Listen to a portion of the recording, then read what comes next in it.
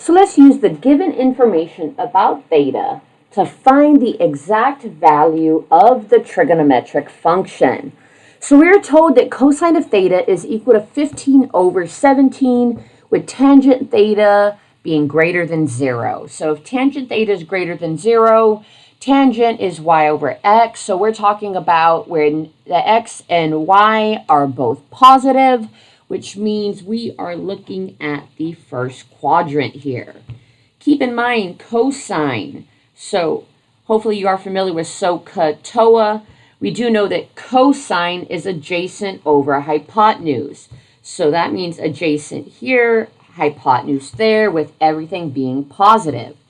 We do need to finish up our triangle here, so keep in mind we need to do Pythagorean's theorem. A squared plus b squared is equal to c squared. When we calculate that, we get that this side here is equal to an 8.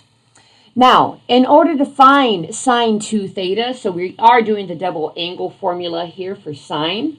And one of the double angle formulas for sine says that sine 2 theta is equal to 2 sine theta cosine theta, which means we need to plug in sine theta, we need to plug in cosine theta. Now, they already gave us cosine theta, so we really just need to find sine theta. Now, keep in mind that sine is opposite over hypotenuse. So going back to our angle, opposite over hypotenuse, that means sine is 8 over 17. Plugging into our formula, drop down that 2, times sine, which is 8 over 17, times cosine, which is 15 over 17.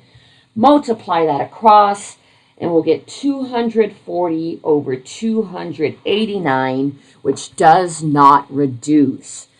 So that is our answer here for this function.